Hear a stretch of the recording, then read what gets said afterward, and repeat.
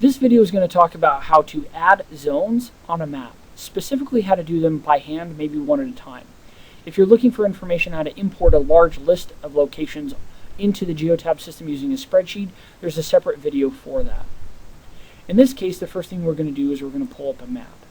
Usually the next thing that you're going to do is pull up an address of where this location might be that you're looking to put a zone.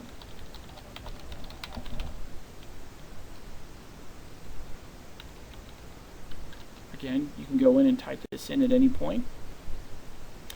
And I'll turn the satellite view on. Probably going to be pretty helpful if you want to identify specific locations.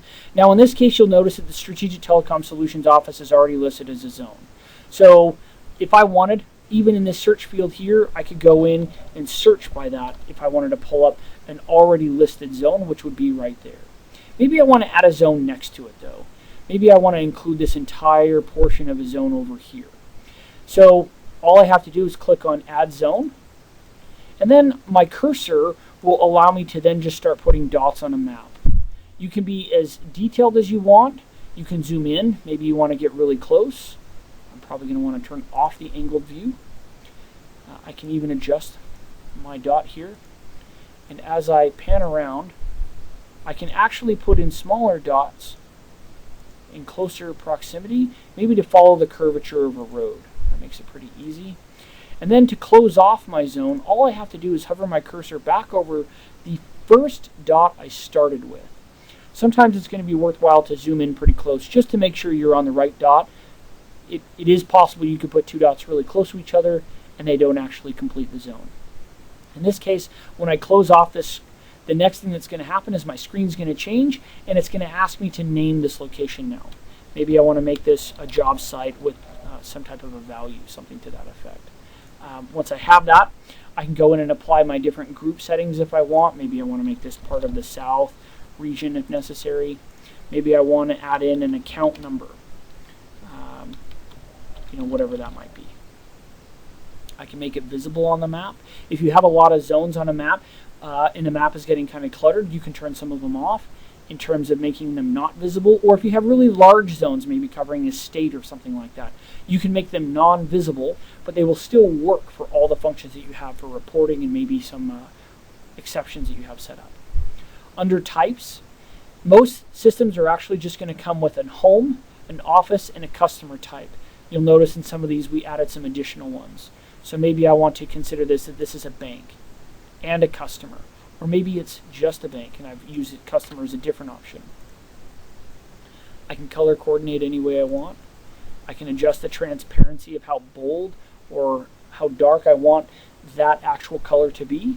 And I can also set up how often or how long I want this zone to stay inside of the portal. Maybe I want it to only last a day or a week or never, in terms of it will never delete itself.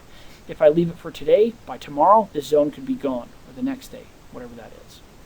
So I'm going to hit save, and now I can see this is on the map. I can zoom out just a little bit. I can see my job site number, which is my zone name. I can see it's a bank. I can see it's part of the south region, and I can also see my account number. All those things are what I plugged in. Maybe I want to go in and actually edit the zone. Maybe I want to make it purple or orange, either one, or blue, whatever that might be. I can adjust that. I can go in and adjust the shape of the zone.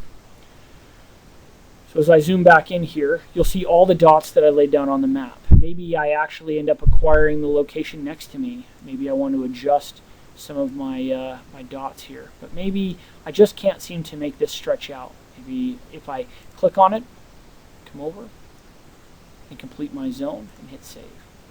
Come back and allow me to make any changes I have here, then hit save again, and now I've acquired all of this additional area over here as well.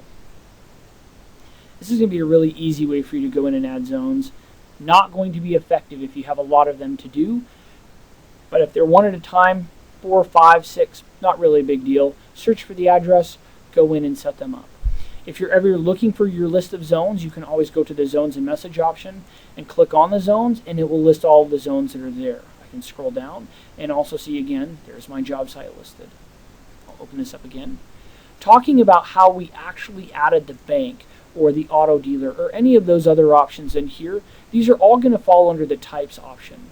You can either add it right in here at the zone level, or you can even go back to the zone list and you'll notice it is there as well. If I click on it and open it up, again, I have a long list that we've added. You will probably find in the beginning that you're going to be left with office, customer, and home. Home is in relationship to employee home address. Maybe I want to add a new one. Maybe I want to go in and type in something specific. Maybe I have some type of category that is new to my organization. Maybe I have vendor as an option. Hit save. And if I scroll down to the bottom, now again I pick up vendor as a new option for me. And now I can go back through and apply that to any of my zone types as necessary. Again, if you ever have any questions about how to go through and add a zone, you always have the option to visit our live chat support session. You can communicate with our trainers and our support reps, ask any questions, even set up training calls. A really great option for you to be able to go in and actually communicate quickly and gain some quick information.